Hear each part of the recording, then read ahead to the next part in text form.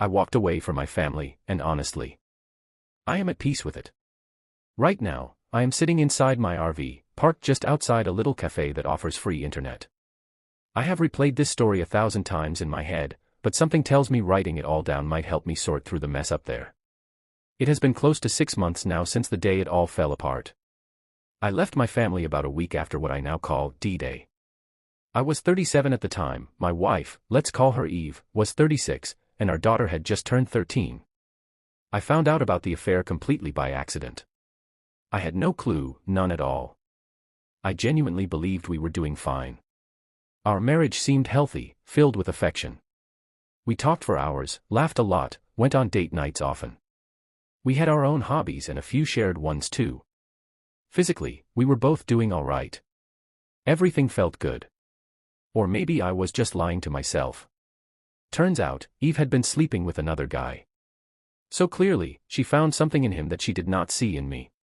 The way I saw it, if she was able to betray me like that, there was no way she truly loved me. I used to think she was my best friend. That illusion shattered instantly. Looking back now, I realize I probably saw everything through some idealized, romantic lens. I genuinely believed I was loved, that I mattered. But I guess I was just the fool in the room. One night I came home late from a required safety training at work. She had fallen asleep on the couch. Her phone lit up with a message, and I saw emojis, the kind I usually used with her. That raised a red flag. Curiosity turned into dread. I opened her messages and found the truth staring back at me. The affair had been going on for at least 5 months. The guy, let's call him Adam, worked with her. I actually knew him. I had even attended a barbecue at his place and met his wife and their 3 kids.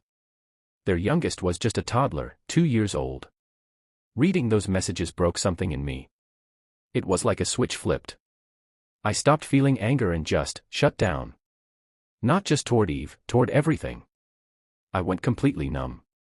I took photos of the texts, went upstairs, and lay down in bed. I did not sleep a wink. Just stared at the ceiling, empty. The next morning, Eve was annoyed I hadn't woken her up and complained her neck hurt from sleeping on the couch. She had no clue what was going on. I barely registered her words, it was like someone had hit a mute button on the world. Strangely, I did not feel rage. Just nothing. During breakfast, I sat there in silence while she and our daughter chatted like everything was normal. They did not even glance at me, as if I was invisible. But inside, I knew I had changed. I did not recognize the man I had become, I was just going through the motions, wearing the skin of who I used to be. I showed up to work, did the usual routine, but I stopped talking much. What hurt even more was realizing that no one really noticed. It felt like I had vanished and nobody cared. Even my daughter would talk at me, never with me. It was as if I only existed when they needed something. Every now and then, waves of pain would hit out of nowhere. Sometimes small, sometimes big enough to knock me off my feet. I was not okay, not even close. 5 days passed like this. One evening during dinner, Eve finally asked if something was bothering me. I had barely spoken 3 words to her or our daughter that entire time. I didn't answer. I just made a half-hearted, I don't know, kind of face and kept eating. She shrugged it off like that was a normal response. The next morning, I did not go to work. I had been employed by the local power company, fixing lines, doing hands-on field work. But that day, I grabbed some clothes, tossed my camping and hunting gear into the car, and just left. I had no plan. I wandered the neighborhood for a while, not really thinking about where I was going. Eventually, I ended up back home, sitting at the kitchen table, just waiting. Eve came in with a few bags of groceries, started unpacking, and casually talked about her day. I was sitting right there, feeling like I was breaking apart inside, and she did not even notice. Not really. She glanced at me once, then moved on. Our daughter walked in, did the same. Their backs were to me, chatting about some random sale they saw at the store, like nothing was wrong, like the world hadn't just crumbled around me. That moment hit me harder than anything.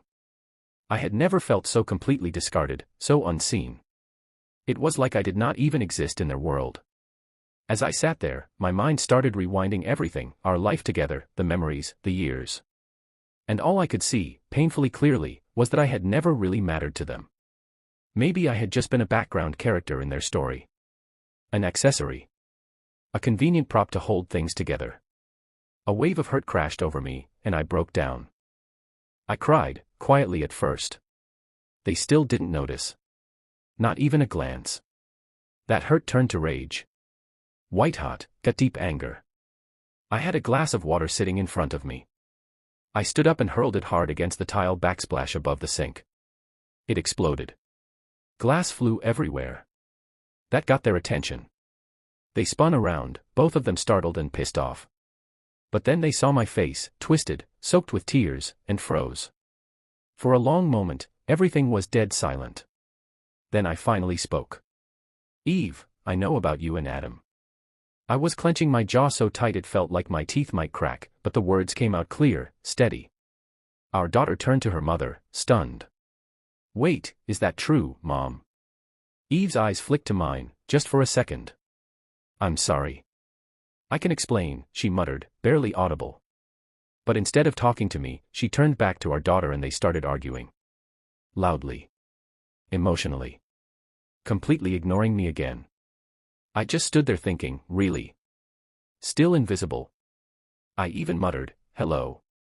Glass thrower here," but they kept at it, yelling over each other. Eventually, I had enough. I turned and walked out the front door, got in my car, and sat behind the wheel for a minute or two. I looked through the window. They were still inside, still fighting. Not once did either of them notice I had walked out. A few more minutes passed, and then I just drove away. About 15 minutes later, my phone started ringing, Eve. Then again. Then again. Then our daughter. Text after text came pouring in. I didn't answer any of them. I eventually turned the damn thing off altogether. The following day, I withdrew half the money from our joint account and called my boss. I told him I was taking time off and I didn't know when, or if, I would be back. He said if I didn't show up again, I was done. I said, okay, and hung up. I really didn't care.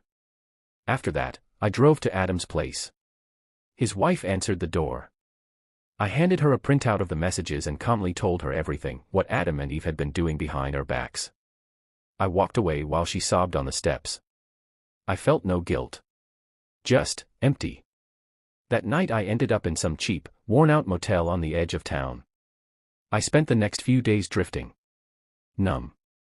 I was just trying to keep breathing. Trying to find a reason not to end it all.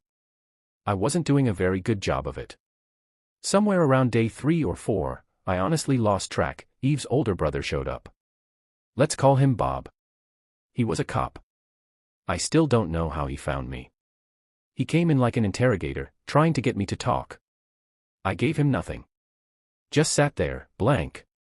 When I wouldn't play along, he told me I was under arrest and slapped cuffs on me. But instead of heading to the station, he drove me straight back to the house.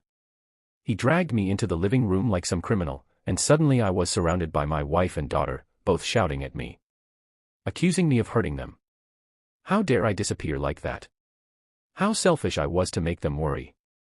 They made it sound like I had committed some great offense. I said nothing. I just stood there, stunned that they could make this about them.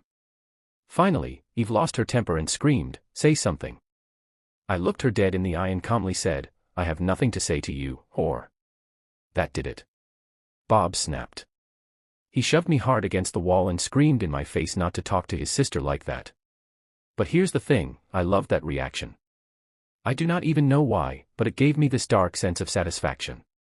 I started laughing. It felt good, twisted as that sounds. I looked him in the eye and smiled. "You're pathetic, Bob.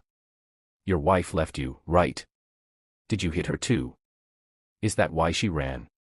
Bob lost it. Punched me, hard. I went down. Eve and our daughter started screaming at the top of their lungs. I tried to push myself up, still cuffed, but I was laughing even harder now. I was bleeding, I saw the drops hitting the floor, but I couldn't stop laughing. The whole thing was just so absurd. A man in cuffs, broken, betrayed, bleeding, and still somehow the villain. I spat blood right in Bob's face and said, "Screw you, Bob." He hit me again. The hit knocked me out cold. I woke up in a hospital bed with the kind of headache that makes you want to disappear again.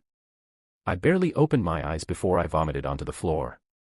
Classic concussion symptom. I knew it right away. Eve, Bob, and my daughter were all there, talking at me, voices blending into static. I couldn't make out a word. Everything was fog. A nurse walked in, saw the mess, and immediately asked them to leave. She got me a pan, took my vitals, and called someone to clean the floor. As she was checking my pulse, I told her plainly, my family did this to me. I didn't want to see them. Not in that room, not anywhere near me. I told her if they came back, I would leave, on foot, bleeding or not. She wasn't exactly sympathetic, but she didn't argue too hard. Said running off was a terrible idea in my condition, but she'd notify security. I never saw them again during my stay. It was the first real peace I'd felt in months. With quiet came clarity. I thought about reporting Bob. Getting him fired. But I knew how that'd go in this town. Cops protect their own. I thought about confronting Eve again, but what was the point? She'd already said everything that mattered through her actions. So I made a decision. I would vanish. Like a ghost. No warnings. No final conversations. Before I left, I wrote each of them a letter. Bob's was short: if he ever came near me again, I would report him. Period. My daughter's letter was harder. I told her the truth: Eve had betrayed me, and because of that, she no longer had a father. I hoped one day she'd understand. But I doubted it.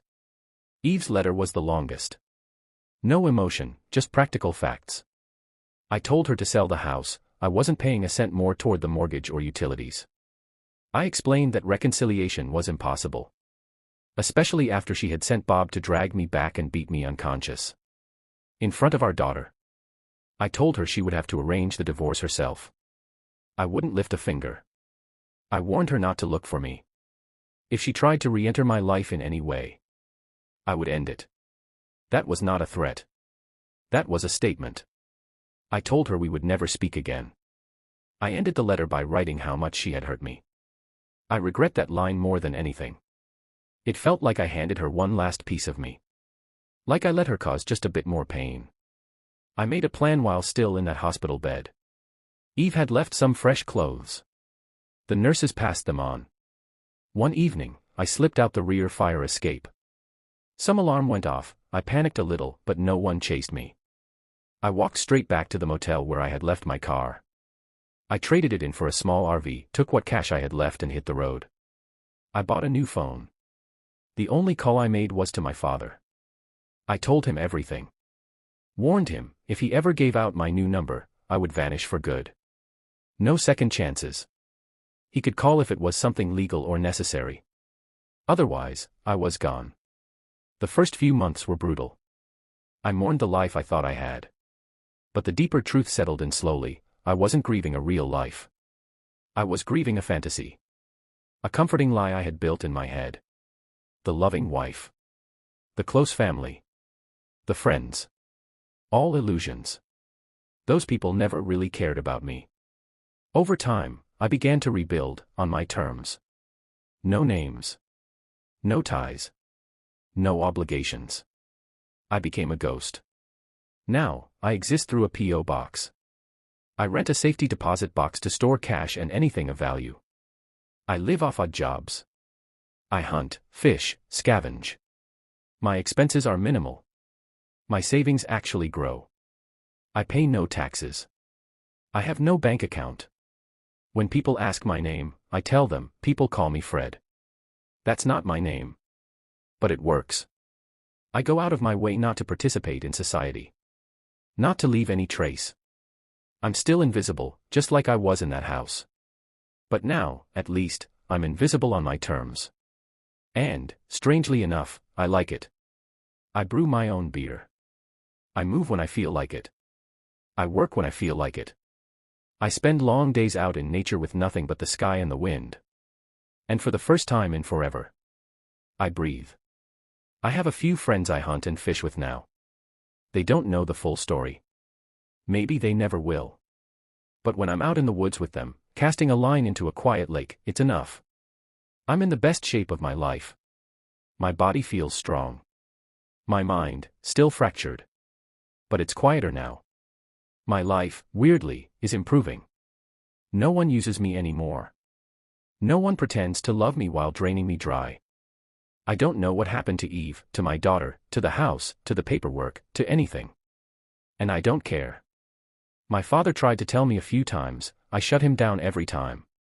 He's the only tie left to the old world, and even that thread is worn thin. I feel free. I feel, not quite happy, but something close. I don't have much, but I also don't need much. When the time comes, when I've had enough, I'll sell the RV, burn what's left of my cash, and walk into a national park. No note. No trace. No legacy. Just another forgotten man swallowed by the trees. Sometimes I sit in malls or bus stations just to watch. Watch the men. Men like I used to be, husbands, fathers, workers. Exhausted faces, heavy backs, hollow eyes. They don't know they're dying. Not yet. But I see it. I know it. I lived it. They still wear the mask. I recognize the stare. That distant, 1,000-yard void that used to be in my mirror. And I wonder, how many of them will vanish like I did? This felt good to say out loud. Thank you for listening, even if it's just words on a screen. Yeah, I abandoned my family. And, yeah, I was okay with it. At least I thought I was. The messages poured in. Some support. Some fury. Some pain, raw and familiar. I tried reading them, but it started to feel like that day I shattered the glass. Muffled noise. Static. Disconnection. I called a friend. A fellow hunter. Told him I wasn't doing well. He showed up. First thing he did was take all my ammo. Smart guy. He called my father. Stayed with me until he arrived, hours later. I don't remember the conversation clearly, just fragments. Guilt, shame, anger. My dad took me to a doctor. And now. I'm here. Psychiatric facility. Diagnosed with trauma, likely depression. The professionals call it dissociation. Emotional shutdown. The laughing while bleeding, the self-exile, the numbness. Apparently, that's not normal. Go figure. They say I need monitoring. So I'm being watched. 24/7. Like a wild animal in a glass box. I might talk to my daughter. If the counselors approve. If she wants to. My dad says she asks for me. Says she still loves me. I don't know what to believe anymore. But maybe, just maybe, this isn't the end. Not yet. They tried meds. First one hit me like a truck, wrong kind of reaction. They'll try something else tomorrow. Out of nowhere, Bob messaged me. Said sorry. Said Eve never told him the full story, just the glass in the wall part, not the why. He found out the rest after I vanished. Told his bosses. Got suspended. Anger management classes. If I file a complaint, he's gone for good. He even sent me a full written confession. All I need is a signature. But I don't know. I can't focus on that now. I'm still trying to figure out me. I'm not whole. I'm not even sure I'm functional yet. Still, I owe everyone here a thank you. Your words helped me take the first step, getting help. I'm not sure I'll post again. But I might. I abandoned my family, and I think I'm finally okay with that. This time it's different. A little lighter. Like I can breathe again. Still healing, still cracked. But not broken anymore. I just got out on Friday morning. A full week of therapy, monitoring, and medication trials. I've been diagnosed with emotional trauma and mild PTSD. Some of the numbness, the impulsive isolation, the inappropriate laughter, it all makes a bit more sense now. Now I take meds only when the waves hit. Less often. The numbness fades quicker. And I've been talking to my daughter. She forgave me. At first, I couldn't believe it. Thought she was just saying it. But in therapy, I realized that doubt wasn't hers, it was mine. I've apologized so much, she started telling me to stop. She's living with my brother now, far from her mother. Says she likes it there. My brother's stepping up like a champ, got her into therapy too. I'm not ready to be a full-time dad again, but I'll do what I can. No more ghosting. Eve moved back in with her parents. Word is, she's lost her job, barely gets out of bed. Apparently even her friends turned on her. She's been showing up at my dad's place, begging for him to get me to talk to her. But I won't. I found a lawyer. Divorce proceedings start next week. The house. Still standing, thanks to my father. He's been paying the mortgage behind my back. I'll sell it. I don't need the ghosts. I want a tiny home, somewhere quiet. Somewhere honest. My daughter loves the idea, she's already acting like a tiny home architect. Bob. He's trying to reconcile with his wife. Cut Eve off completely. Me. I bought a full case of my buddy's favorite whiskey. Spent the night at his cabin. We drank, talked, laughed a little. He saved my life. Literally. And I'm not wasting the second chance. He probably saved my life. The affair my wife had shattered everything for me and my family. I was so lost, I didn't even realize how much it had broken me. It wasn't until I saw all the comments on Reddit that I started to face the fact that something was seriously wrong with me. I never would have asked for help if I hadn't reached a point where I was falling apart. Before that, I kept telling myself I was doing okay, but the truth is, I was barely hanging on. So once again, I want to thank everyone. Also, I forgot to mention Bob. Today, I reached out to Bob's employer and made a case for him to stay on as a cop. Bob came to see me on Thursday and had everything ready for me to file a complaint against him. He didn't try to make excuses, and he owned up to his behavior. It was completely out of line. He apologized for losing his cool, acknowledging that it was entirely his fault. He really pushed me to file the complaint, but I've been thinking a lot about him. I've seen him throw himself in harm's way to protect an elderly woman who was being attacked. I know a lot of his colleagues, and they're always talking about how Bob will always go the extra mile to help someone. I also found out why his wife left him. Bob doesn't make a lot of money, but he donates 10% of his salary and spends 3 days a week volunteering to help the homeless. Apparently, his ex couldn't handle it. She wanted him to stop helping people, and when he refused, she divorced him. Bob's a good guy. He lost control once. Me. I lost my way for over 6 months. I'd take a hit to make sure a guy like him can keep doing good work. He took me to see the homeless people he helps after I insisted. He needs to keep doing what he's doing. Now, for the 4-month, I left my family, and I'm okay with that. First off, thank you to everyone for the continued support I've been getting through private messages. You guys are incredible. I've been getting a lot of therapy, and I'm in a stable place now. My daughter is doing well. But I've changed. Trusting people has become difficult for me. Outside of my daughter, I prefer being on my own, and I keep a very low public profile. I'm not sure if I'd say something's broken inside me. I guess I've changed compared to who I used to be, but I'm not miserable. I'm fine being somewhat of a loner now. I'm just different. The house is sold, and I bought a small home for me and my daughter. It's not one of those super tiny homes you see on TV. It has 2 separate bedrooms and a combined living room and kitchen. It's tucked away in a secluded spot on a forested hillside, with a porch that's just as big as the house and a stunning view. I absolutely love the peace and closeness to nature in our new place. I'm divorced, or almost divorced, just waiting for the paperwork to be finalized. The expected timeline is about 3 months. My soon-to-be ex-wife has been begging me for a second chance, almost every day. She hasn't demanded anything from me, though. She doesn't try to make excuses. She owns up to her affair. We've gone through mediation, and she's given me everything, our assets, plus full custody of our daughter. The only thing she's asked for is to visit regularly, hoping to rebuild her relationship with our daughter. She even offered to cook and clean, but I don't want to feel like I owe her anything. I'll handle the household. It's small anyway. And I want my daughter to have some chores. I don't want her growing up spoiled. Her relationship with her mom is really strained right now, and we'll have to see how things unfold. For those who might say this is just a way for her to win me back, don't worry, she's not trying to hide it.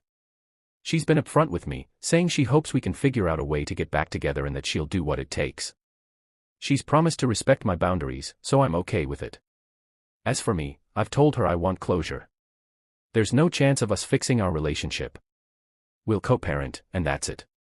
I've insisted on split custody since it's difficult to change full custody after the divorce is finalized. Now that I'm thinking more clearly, I want my daughter to have a relationship with her mother.